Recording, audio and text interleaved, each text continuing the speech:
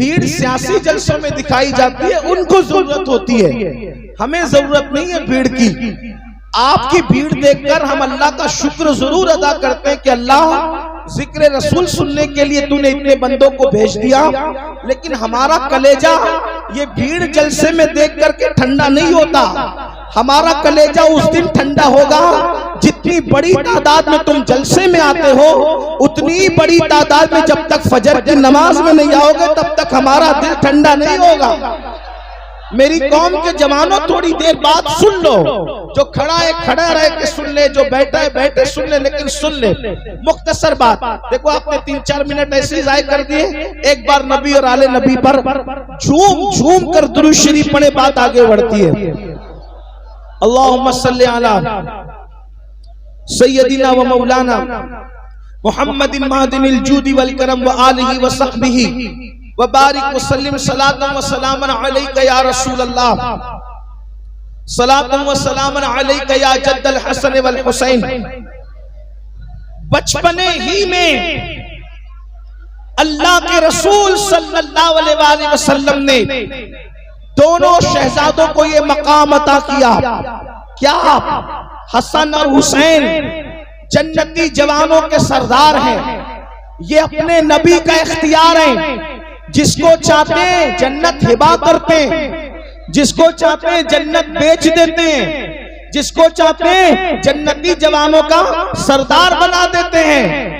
اس کی عکاسی، عقیدے کی عکاسی کرتے ہوئے، ان اختیارات کی عکاسی کرتے ہوئے اعلیٰ حضرت کے سچے جانشین اپنے 2 مصروں میں کہتے ہیں جہاں بانی عطا کر دیں بھری جنت ہبا کر دیں، جہاں بانی عطا کر دیں بھری جنت ہبا کر دیں، نبی مختار کل ہیں جس کو جو چاہے عطا کر دیں، نبی مختار کل ہیں جس کو جو چاہے عطا کر دیں، اور جہاں میں ان کی چلتی ہے وہ دم میں کیا سے کیا کر دیں، زمین کو آسماں کر دیں، سریا کو سرا کر دیں۔ حضور کا اختیار ہے، اپنے اختیار سے بچپنے میں امام حسن اور امام حسین کو جنتی جوانوں کا سردار قرار دیا۔ اب آپ سے پوچھتا ہوں، امام علی مقام امام حسن کو جب جنتی جوانوں کا سردار قرار دیا، امام حسین کو جنتی جوانوں کا سردار قرار دیا، اب بتائیں ان لوگوں کو محنت کی کیا ضرورت تھی؟ کیا ضرورت تھی مدینہ منورہ کی پھولوں کی سیج کو چھوڑ کر کربلا کی تپتی ہوئے ریگزار پر پہنچنے کی کیا ضرورت تھی؟ وہ تو گھر بیٹھے جنت کے مالک بن گئے تھے، جنتی جوانوں کے سردار بن گئے تھے۔ اگر یہاں پر علماء، ذمہ دار علماء موجود ہیں، وہ میری بات کی تائید کریں گے، اور اگر غلط کہہ رہا ہوں تو میری اصلاح کریں گے۔ اس پورے مجمع میں منبر سے لے کے نیچے تک امید کر سکتے ہیں کہ ہم جنتی ہیں۔ یہاں کوئی یقین کے ساتھ حتمی طور پہ نہیں کہہ سکتا کہ میں جنتی ہوں، بولو کوئی کہہ سکتا ہے یقینی طور پہ کہ میں جنتی ہوں؟ امید کی جا سکتی ہے، یقین کی بات نہیں کی جا سکتی، اس لیے کہ مجموع الزوائد میں اللہ کے رسول کی حدیث ہے، آقا ارشاد فرماتے ہیں جو اپنے آپ کو قطعی اور یقینی جنتی کہے، میں محمد اعلان کرتا ہوں کہ وہ جہنمی ہے۔ امید بھی کرو، اللہ سے ڈرو بھی، لیکن امام حسن اور امام حسین ایسے یقینی اور قطعی جنتی ہیں، جیسے جنت کا ہونا یقینی ہے ویسے حسن و حسین کا جنتی ہونا یقینی ہے۔ اس کی وجہ کیا ہے؟ جس زبان نے بتایا، توجہ کرنا، اتنا قطعی اور یقینی جنتی ہونا کیسے ہے؟ جس زبان نے بتایا کہ جنت ہے، اسی زبان نے بتایا کہ حسن اور حسین جنتی جوانوں کے سردار ہیں۔ جو زبان جنت کی خبر دے رہی ہے وہی جوان ان کے سردار जन्नत होने की खबर दे रही है, सरदारान जन्नत होने की खबर दे रही है। लेकिन आपसे पूछता हूँ, अल्लाह अकबर, बचपने में जिनको जन्नती जवानों का सरदार बनाया गया, उनको मेहनत की क्या जरूरत थी? उनको इबादतों में कसरत की क्या जरूरत थी? अल्लाह अकबर, उनको सदका और खैरात की क्या जरूरत थी? लेकिन आप देखें, लम्हा भर भी इमाम हुसैन का जिंदगी का एक पल भी कभी दीन के मुखालिफत में नहीं गुजर रहा है, कभी सुस्ती और गफलत में नहीं गुजर रहा है, बल्कि अल्लाह अकबर हर लम्हा इबादत, हर लम्हा इबादत, हर लम्हा अल्लाह को राजी करने की कोशिश। अल्लाह अकबर, यहाँ तक के अल्लाह अकबर जिंदगी की जो आखिरी शब थी उसमें भी यजीदियों से मोहलत मांगी, आज की रात दे दो ताकि हम कसरत से कुरान मुकद्दस की तिलावत कर सकें, हम अल्लाह की बारगाह में सुजूद नियाज लुटा सकें। मेरे आका अलैहिस्सलाम के प्यारे दीवानों, हमें इमाम हुसैन के नाम पर कपड़ों के कलर तो नजर आते हैं, हमें इमाम हुसैन के नाम पर वो सच्चा इश्क करने का अंदाज क्यों नजर नहीं आता? आज ये बड़ी माजरत के साथ आज हमारी जन्नत का कोई ठिकाना नहीं, आज हमारी जन्नत की कोई अल्लाह अकबर गारंटी नहीं है, किसी के पास जन्नत की गारंटी नहीं, उसके बावजूद भी आज हम बेफिक्र है। कहते मौलाना कयामत में जो होगा देखा जाएगा, कहते मौलाना कब्र में जो होगा देखा जाएगा। मेरे भाइयों आओ, अल्लाह अकबर, जिनके रुतबे हैं सिवा, उनको सिवा मुश्किल है। हजरत सैयदना इमाम हसन बसरी रज़ी अल्लाह ताला अन्हु रिवायत फरमाते हैं, इमाम हसन बसरी फरमाते हैं, मैं हज को गया, इमाम हसन बसरी कह रहे हैं, मैं हज को गया, जब मैं हज के लिए गया तो मैंने क्या देखा? अल्लाह अकबर, कोई बंदा है, इमाम हसन बसरी कहते हैं, मैं हज के लिए गया तो मैंने देखा कोई बंदा है और वो बंदा जमीन से ऐसे चिपका हुआ है, जमीन से ऐसे लगा हुआ है जैसे गीला कपड़ा, जैसे गीला कपड़ा जमीन पे रखो तो वो कपड़ा कैसे जमीन पे चिपक जाता है, ऐसे ही कोई बंदा जमीन पे चिपका हुआ है और अल्लाह की बारगाह में वो बंदा दुआ कर रहा है, ए अल्लाह मेरी मगफिरत फरमा दे, ए अल्लाह मेरी मगफिरत फरमा दे, ए अल्लाह मेरी मगफिरत फरमा दे। और वो रोता है, उसके आंसू से दाढ़ी तर होती है और दाढ़ी से आंसू टपक टपक कर जमीन तर होती है।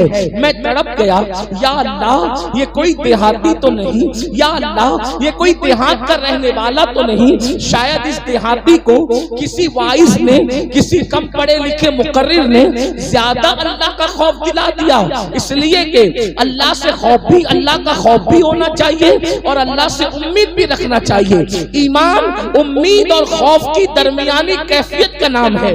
जो खौफ रखकर ना उम्मीद हो जाए ये भी मोमिन की शान नहीं, और जो उम्मीद इतनी कर ले कि बेखौफ हो जाए ये भी मोमिन की शान नहीं। ईमान उम्मीद और खौफ के बीच की दरमियानी कैफियत का नाम है। तो हजरत इमाम हसन बसरी फरमाते हैं, उस रोने वाले, उस आहो बोका करने वाले शख्स के हवाले से मैंने सोचा शायद किसी कम पढ़े लिखे किस्सा को वाइज ने इतना डरा दिया इस देहाती को कि ये बेचारा रो रो कर जान न दे दे। लेकिन जब लिबास देखा, लिबास पे तवज्जो दी, इमाम हसन बसरी कहते हैं जब मैंने लिबास पे तवज्जो दी तो उस वक्त तो मैंने सोचा ये लिबास तो शहजादों का लिबास है, ये किसी देहाती का लिबास नहीं। उसके बाद सजदे के अंदाज ने बताया ये किसी देहाती के सजदा करने का अंदाज नहीं। ऐसे में मैं अल्लाह से दुआ करने लगा, ए अल्लाह इस बंदे को तौफीक दे कि ये जल्दी सर को सजदे से उठाए, कहीं इसकी रूह ना निकल जाए, कहीं इसकी जान ना निकल जाए। ये मगफिरत के लिए रो रहा है,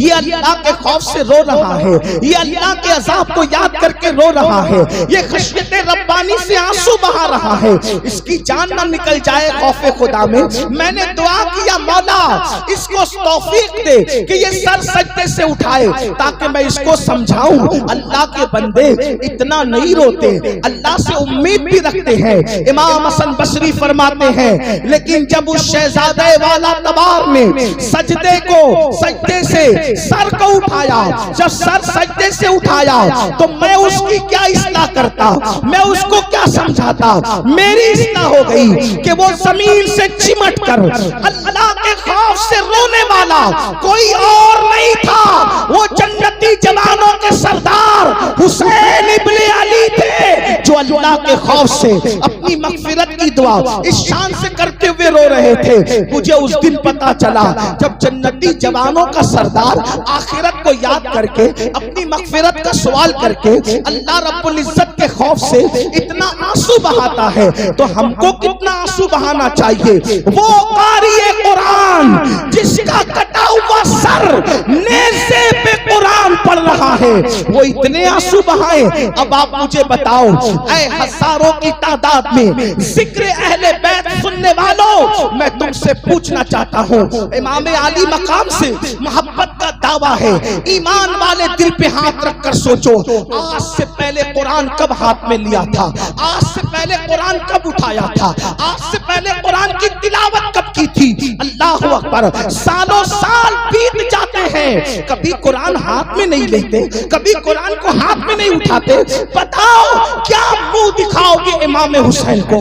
کیا منہ دکھاؤ گے حسین اعظم کے نانا کو؟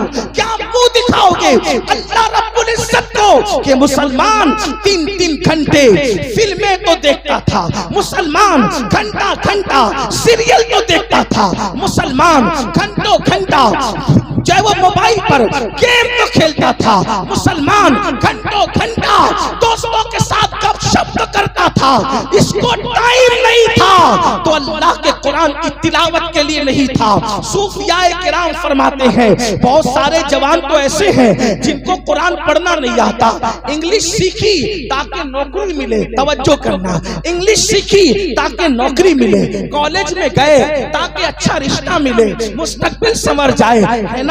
یہ سیکھا وہ سیکھا وہ سیکھا۔ نادان انسان، تو نے سب سیکھا، کیا تو نے اللہ کی کتاب بھی سیکھی؟ کیا تو نے قرآن بھی سیکھا؟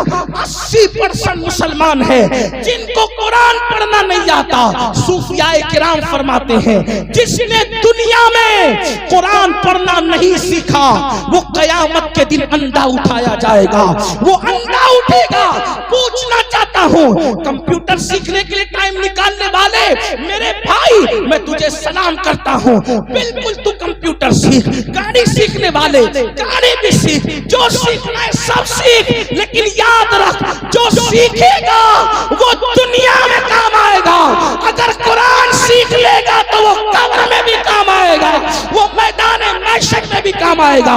اور یاد رکھنا قرآن سیکھنے کے لیے تم جیسے ذہین جوانوں کو 3 مہینے سے زیادہ کا وقت نہیں لگے گا۔ کیوں نہیں سیکھتے قرآن؟ بتاؤ جو دنیا میں اندھا ہے وہ بھکاری بنتا ہے کہ نہیں بنتا؟ جو دنیا میں اندھا ہے وہ محتاج بنتا ہے کہ نہیں بنتا؟ جو دنیا میں اندھا ہے اللہ اکبر لوگوں پہ بوجھ بنتا ہے کہ نہیں بنتا؟ لوگ کہتے ہیں آنکھ نہیں ہے نین ہے تو چین ہے، نین نہیں تو چین نہیں۔ آپ سے پوچھتا ہوں مسلمانوں، دنیا کا اندھا قیامت میں آنکھ والا اٹھے گا، لیکن قرآن نہ سیکھنے والا قیامت میں اندھا اٹھے گا۔ اندھے اٹھو گے تو اپنے نبی کا دیدار کیسے کرو گے؟ اندھے اٹھو گے تو اپنے خدا کا دیدار کیسے کرو گے؟ یہ دنیا ہے، دنیا یزید کی زندگی بتا رہی ہے، عیش کرو گے، زنا کرو گے، اللہ کے دین کے خلاف زندگی گزارو گے تو تمہاری نسلیں بھی ختم ہو جائے گی۔ بتاؤ، لکھنے والوں نے یہاں تک لکھا یزید 8، 12 یا 14 بیٹے چھوڑ کے مرا۔ مختلف اقوال ہیں، مختلف اقوال ہیں، 8، 12 یا 14 بیٹے چھوڑ کے یزید مرا۔ چراغ لے کر نہیں، جاؤ سورج لے کر کے ڈھونڈ لو، آج تمہیں یزید کا کوئی بیٹا نہیں ملے گا۔ حسین نے سب لٹا کر ایک بیمار بچایا تھا، آج پوری دنیا میں مسلمان کا کوئی محلہ نہ ملے گا جہاں حسین کی اولاد نہ رہتی۔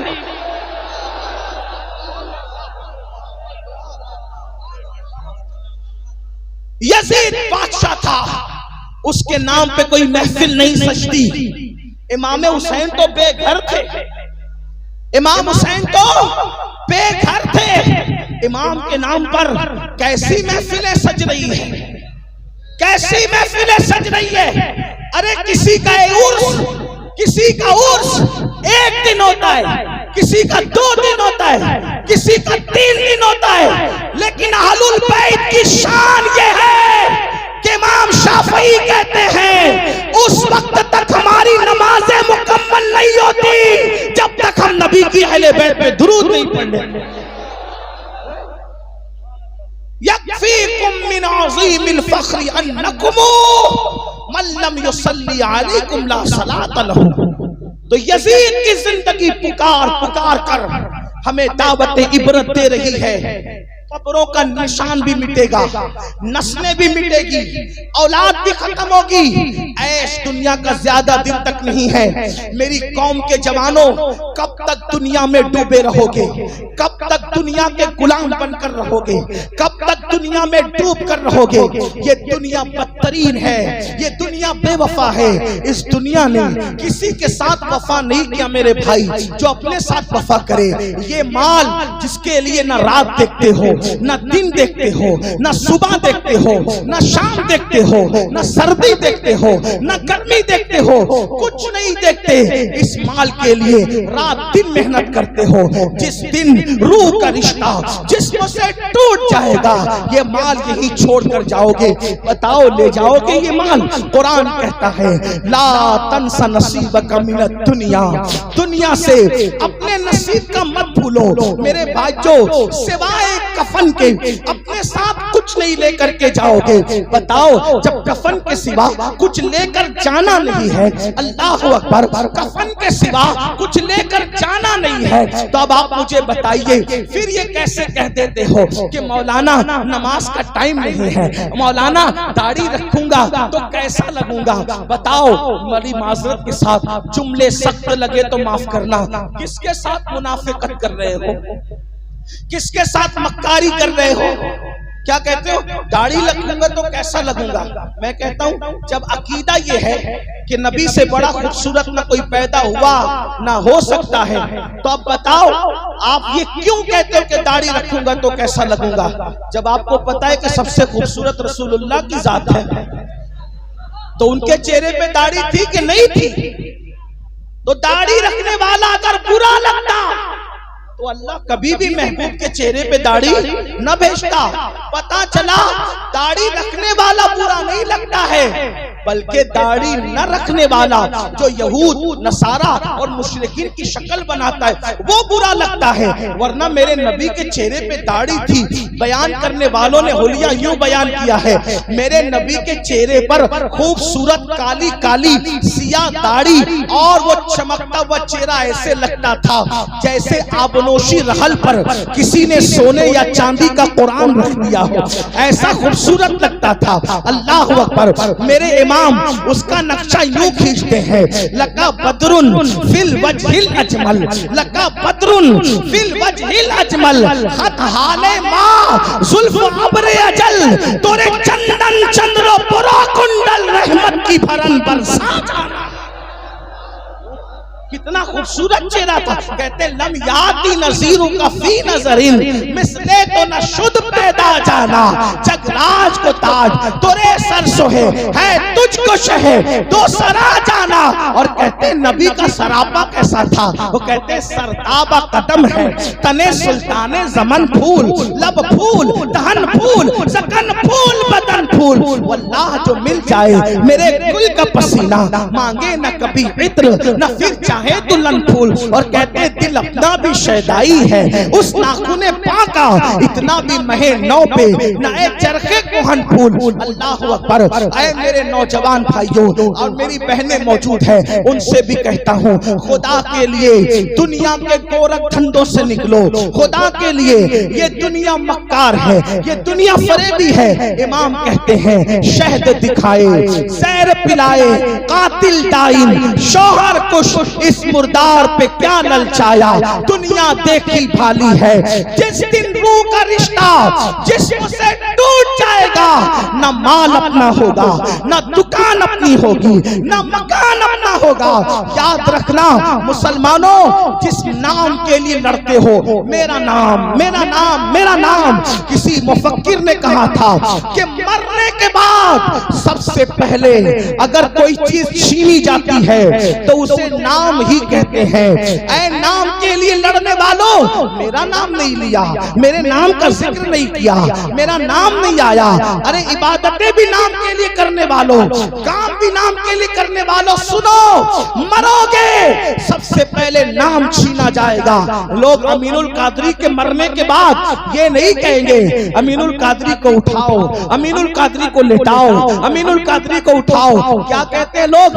मैयत को उठाओ, मैयत को लेटाओ, मैयत को गुस्ल दो, मैयत को उठाओ। अंदाजा करे, ऐ इंसान तू किस नाम के लिए लड़ रहा है, ऐ इंसान तू किस दौलत के लिए जी रहा है, ऐ इंसान तू किस दुनिया पे फरेबता है। अल्लाह रब्बुल इज्जत का बन जाओ, खुदा का हो जाओ, खुदा का कुर्ब पाले। ये दुनिया में किसी को वक्त नहीं मिलता, वक्त निकालना पड़ता है, टाइम निकालना पड़ता है। याद रखना, मस्जिदें सूनी करने वालों, हुसैन पाक के नाना का फरमान है कि नमाज में मेरी आंखों की ठंडक है। वो कैसा आशिक रसूल है जो अपने नबी की आंखों को ठंडक नहीं पहुंचाता। अल्लाह अकबर। नशे के अड्डों पे जाने वालों और नशा करने वालों, हुसैन पाक के नाना जान का फरमान है, जो नशा करता है गोया कि वो मोहम्मद अरबी पर नाजिल होने वाले का इनकार करता है। उलमा उसकी तशरीह करते हुए फरमाते हैं, अगर वो नशे को हलाल जानकर करे।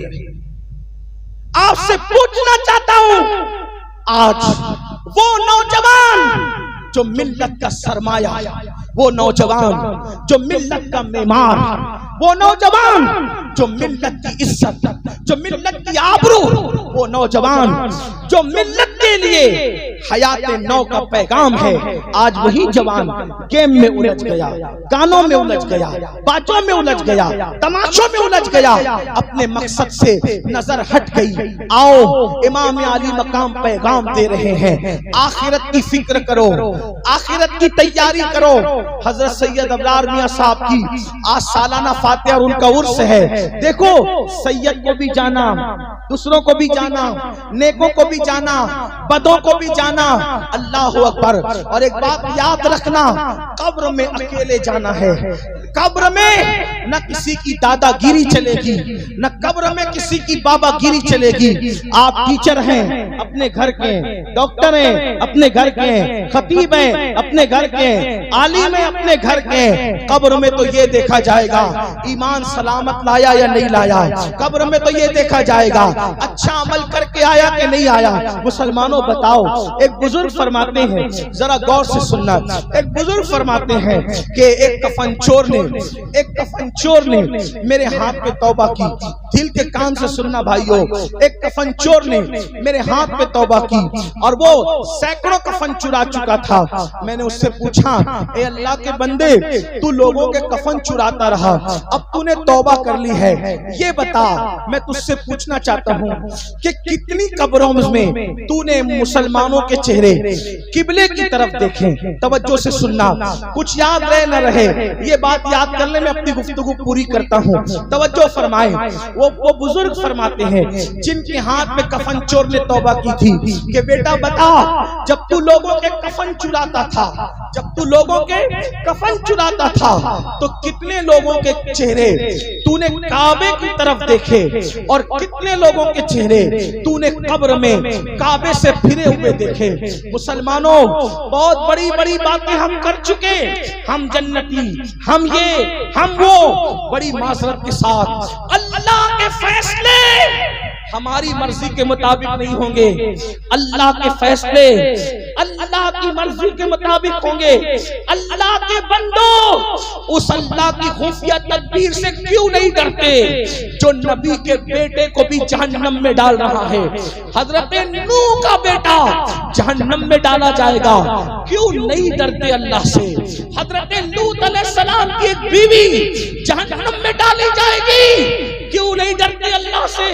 بنی اسرائیل پر جو پتھر برسے، ان کے چہرے جو سور اور بندر کی طرح کیے گئے، وہ معمولی لوگ نہیں تھے، وہ اولاد پیغمبر تھے، اولاد پیغمبر. قرآن پڑھ کے کیوں نہیں ڈرتے اللہ سے؟ جب اللہ نبی کی اولادوں کے منہ جرائم کی وجہ سے راتوں رات سور اور بندر کی طرح کر سکتا ہے، تو اپنی کیا اوقات ہے؟ شراب پینے والوں، نشے کی دوائیں ہاتھ میں لینے سے پہلے تمہارے ہاتھ کیوں نہیں کانپتے یہ سوچ کر کہ اگر وہ بنی اسرائیل کو سور اور بندر کی شکل دے سکتا ہے تو میرا کیا حال ہوگا؟ کسی عورت پر پاپ کی نظر ڈالنے سے پہلے آنکھیں کیوں نہیں کانپتی کہ وہ اللہ جو لوط علیہ السلام کی قوم پر پتھر برسا سکتا ہے تو وہ میرا کیا انجام کرے گا؟ یاد رکھنا، کب تک کے شیطان کے مکر کا شکار رہو گے؟ کب تک خود فریبی کا شکار رہو گے؟ کب تک سوچو گے کہ صرف میں جنتی ہوں، میں جنتی ہوں؟ کیا سرٹیفکیٹ ہے آپ کے پاس؟ کیا ثبوت ہے آپ کے پاس؟ برا لگے تو معاف کرنا، لیکن اتنا ضرور کہوں گا، پچھتانا ہے تو یہاں پچھتا لو، رونا ہے تو یہاں رو لو، گڑگڑانا ہے تو یہاں گڑگڑا لو. تمہیں نہیں پتا وہ ام المومنین سیدہ عائشہ صدیقہ جس کے بستر پہ قرآن نازل ہوتا ہے، وہ اللہ کے خوف سے روتی ہے تو دوپٹہ نچوڑنا پڑتا ہے. وہ اللہ کے خوف سے روتی ہے تو دوپٹہ نچوڑنا پڑتا ہے. ہمیں کب ہوش آئے گا؟ ایک دن مرنا ہے، ایک دن موت ہے میرے بھائی. او سود کے دھندے کرنے والے میرے بھائی، او عورتوں پہ پاپ کی نظر ڈالنے والے میرے بھائی، روایتوں میں آتا ہے جو عورتوں کو پاپ کی نظر سے دیکھے، جب وہ مرے گا تو مرنے سے پہلے ڈر ہے کہ اس کا ایمان اس سے چھین لیا جائے گا. عورتوں کو پاپ کی نظر سے دیکھنے والا جب مرے گا اس کی زبان پہ کلمہ جاری نہیں ہوگا. کیوں نہیں ڈر لگتا اللہ سے؟ ایک روایت یاد آئی، اس کو پہلے بیچ میں عرض کر کے پھر آخر کی طرف جاؤں. ایک بہت بڑا محدث تھا. محدث مطلب اس کو لاکھوں حدیثیں یاد تھی زبانی، لاکھوں، توجہ کریں، اس کو لاکھوں حدیثیں یاد تھی زبانی. جب وہ مرا، وہ مرنے سے پہلے عیسائی ہو کے مرا. توجہ، دھیان دو، اللہ سے ایمان کی سلامتی مانگو، اللہ سے ڈرو میرے بھائیوں. اتنا بڑا لاکھوں حدیثوں کا حافظ، محدث کہلانے والا، وہ محدث نہیں میرے بھیا. ہمارے یہاں تو اسٹیجوں پر آسانی سے کوئی بھی علامہ بن جائے، محقق بن جائے، مفکر بن جائے، مجدد بن جائے. اسٹیج کے ناظم بیچارے اتنے سخی ہیں کہ وہ راتوں رات جس کو جو چاہے بنا دیں. ساری حکومتیں پیچھے ان سے، یہ اتنے عظیم لوگ ہیں ناظم حضرات. لیکن بڑی معذرت کے ساتھ ناظم صاحب، آپ کو بھی اللہ کو جواب دینا ہے، اور جن کو القابات دیے جاتے ہیں ان کو بھی اللہ کو جواب دینا ہے.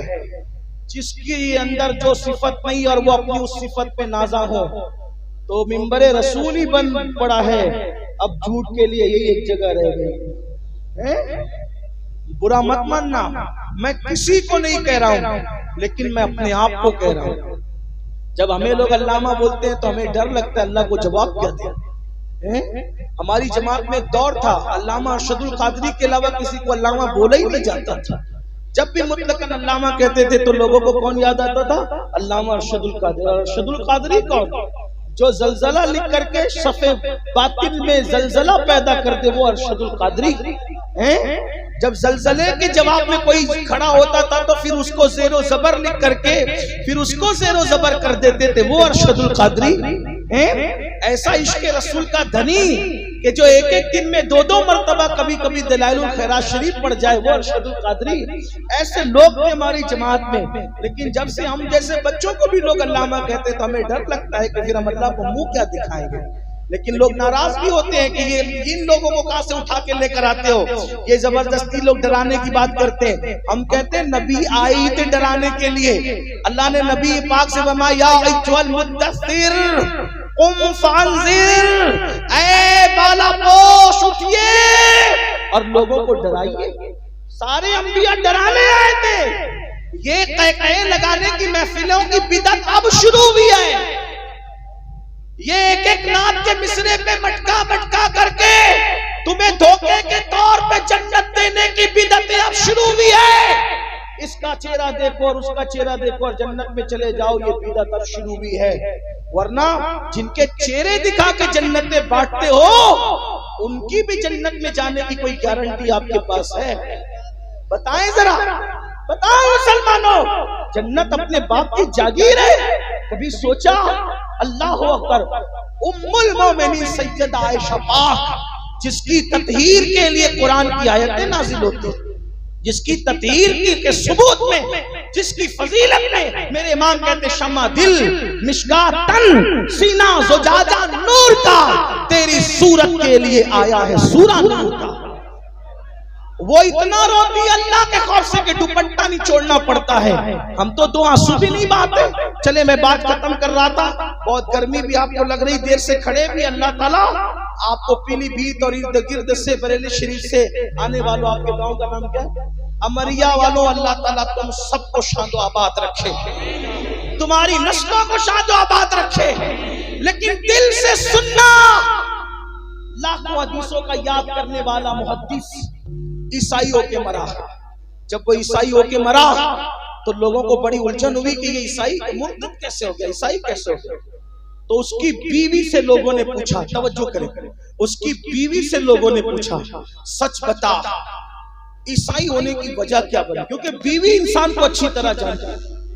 اسٹیج پہ تو کوئی متقی آ کے بن کے بیٹھ جائے گا، جعلی طور پہ سو کارڈ تقوی اختیار کر لے گا، گردن جھکا کے بیٹھنا تقوی نہیں ہے۔ فاروق اعظم کے دور میں فاروق اعظم نے دیکھا ایک مسجد نبوی میں سر جھکا کے بیٹھا ہے، گردن جھکا کے، تو اس کے گردن پہ فاروق اعظم نے مکہ مارا۔ فاروق اعظم بھی فاروق اعظم تھے، حضور کے تربیت یافتہ تھے، اس کی گردن پہ مکہ مار کے فرماتے او مکار، گردن میں تقوی نہیں ہے، تقوی ہاں ہونا تقوی دل میں ہے۔ گردن جھکانے کی بجائے اللہ کے لیے دل جھکا، اس کا نام تقوی ہے۔ جب وہ محدث عیسائی بنا تو لوگوں نے اس کی بیوی سے پوچھا سچ بتا۔ بیوی اچھے سے جانتی ہے شوہر کو، تیرا شوہر عیسائی کیسے بنا، کیوں بنا، اس کی وجہ سنیں۔ اس نے کہا میں حتمی طور پر کیسے بتا دوں، کیونکہ یہ تو اللہ جانتا ہے کیسے عیسائی بنا۔ لوگ پریشان ہوئے، لوگوں نے دعا کی اللہ سے، اللہ ہمیں اس کے حال پہ مطلع فرما، ہمیں اس کے حال کی خبر دے۔ اللہ والوں نے دعا کی تاکہ ہم عبرت حاصل کریں، لوگوں کو بتائے کہ یہ مسلمان سے اتنا بڑا لاکھوں حدیثوں کا حافظ محدث عیسائی کیوں بنا۔ تو وہ خواب میں نظر آیا، عذاب الہی میں مبتلا جہنم کی آگ میں جل رہا تھا۔ پوچھا لوگوں نے یہ بتا تجھے قسم ہے کہ تو عیسائی کیسے ہو کر کے مرا؟ تو اس نے کہا بات اتنی ہے کہ جب میں جنابت سے ہوتا، یعنی بیوی کے ساتھ قربت کرتا، اور جب غسل مجھ پہ فرض ہوتا، غسل تو میں کرتا تھا لیکن میں ایسا کہتا تھا کہ یار اسلام میں غسل کرنا کیوں ہے، وہ عیسائیوں کا مذہب کتنا اچھا ہے کہ ان میں غسل نہیں ہے جنابت کا، ہمارے مذہب میں غسل ہے، ان کے مذہب میں غسل نہیں ہے۔ غسل نہیں کرتا تھا ایسا نہیں ہے، کرتا تھا، لیکن عیسائیوں کی ایک چیز کو وہ اچھی نظر سے دیکھتا تھا، شوق کی نظر سے دیکھتا تھا، اسی ایک وجہ سے وہ عیسائیوں کی چیز پہ اس نے عمل نہیں کیا۔ توجہ کرنا، عمل نہیں کیا، اس کو اچھی نظر سے دیکھا۔ اللہ کی خفیہ تدبیر، خدا شان والے کی غیرت، اللہ نے اس کا ایمان چھینا۔ عیسائیوں کی ایک چیز کو اچھا سمجھنے پہ ایمان چھینا اور اس کو عیسائی بنا دیا۔ من یہدہ اللہ فلا مضل لہ ومن یضللہ فلا ہادی لہ۔ اللہ جسے ہدایت دے اسے کوئی گمراہ نہیں کر سکتا۔ اللہ جسے گمراہ کرے اسے کوئی ہدایت نہیں دے سکتا. وہ عیسائیوں کے اس عمل پر عمل نہیں کرتا تھا, اس کو اچھا کہتا تھا اور اسلام کی ایک چیز کو برا سمجھتا تھا. اب میرے بھائیوں بتاؤ, اسلام کی ایک چیز کو برا سمجھے اور عیسائیوں کی ایک چیز کو اچھا سمجھے تو ایمان چلا جاتا ہے. اب ایمان والو اپنے دل پہ ہاتھ رکھ کے سوچو, تم عیسائیوں کی چیز کو اچھا ہی نہیں سمجھ رہے ہو بلکہ اس پر عمل کر رہے ہو. یہ داڑیاں منڈانا کس کا طریقہ ہے؟ عیسائیوں کا طریقہ. یہ کرسمس منانا, یہ نیو ایئر جو ہے وہ لوگ جو مناتے ہیں اس میں ناچ گا کر کے مناتے ہیں, اللہ اکبر, اس سے ان کی مشابہت کرنا. اسی طرح جو ہے وہ پیدائش کے موقع پر بتیاں پھونکنا, کیک کاٹنا, ان کیک کو ایک دوسرے کے منہ پہ ملنا. آپ بتاؤ اسلام کا اس سے کیا تعلق ہے میرے بھائی؟ اللہ اکبر. آپ مجھے بتاؤ, پھٹی ہوئی پینڈے پہن کر اپنے سطر کو بے نقاب کرتے ہو, اپنے سطر کی نمائش کرتے ہو, یہ کس کا طریقہ ہے؟ گھٹنے کے اوپر برموڈا پہن کر جوان بیٹیوں کے سامنے گھومتے ہو, جوان بہنوں کے سامنے گھومتے ہو, بتاؤ یہ کس کا طریقہ ہے؟ اللہ اکبر. کانوں میں ایئر فون لگا کر کفری اشعار پہ مشتمل جو گانے سنتے ہو, یہ کس کا طریقہ ہے؟ نشے اور شراب کو پروموٹ کرتے ہو, یہ کس کا طریقہ ہے؟ نادان انسان, اتنا بڑا محدث, اسلام کی ایک چیز کو حقیر سمجھنے سے اور عیسائیوں کی ایک چیز کو اچھا سمجھنے سے اس کا ایمان چھین لیا گیا. ہم نے تو پوری زندگی یہودی, عیسائی اور مشرکین کے طریقے پہ کر دی ہے. کھانا کھائیں تو مشرکین کا طریقہ, شادی بیاہ کریں تو مشرکین کا طریقہ. بولو کیا حال ہوگا؟ زبان پہ کلمہ جاری ہوگا یا نہیں, اس کی فکر کون کرے؟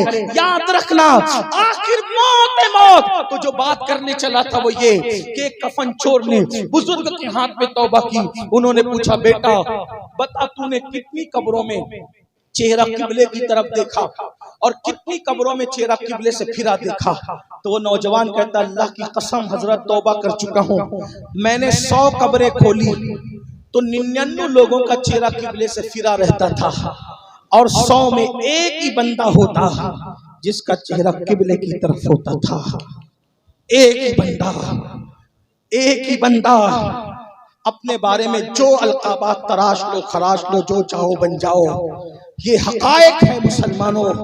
اس بزرگ نے اپنے استاد کو خط لکھا, حضرت یہ کفن چور نے میرے ہاتھ پہ توبہ کی ہے اور وہ کہہ رہا ہے کہ میں نے 100 قبریں کھولی تو 99 لوگوں کے چہرے قبلے سے پھرے دیکھے. ایک ہی بندے کا چہرہ 100 میں ایک قبلے کی طرف چہرہ دیکھا. حضرت یہ بتائیے کہ قبر میں لوگوں کے چہرے قبلے سے کیوں پھر جاتے ہیں, قبلوں سے کیوں ہٹ جاتے ہیں؟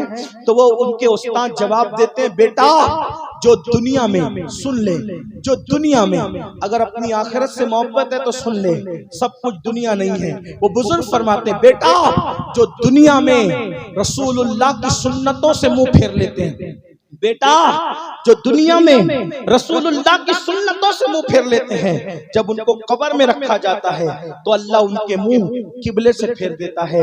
میری قوم کے جوانوں, ذکر اہل بیت سننے کے لیے آنے والوں, بتاؤ اگر سنت چھوڑ دی, توجہ, سنت چھوڑ دی تو منہ قبلے کی طرف قبروں میں نہیں رہے گا. اگر سنتیں چھوڑ دی تو منہ قبر میں قبلے کی طرف نہیں رہے گا.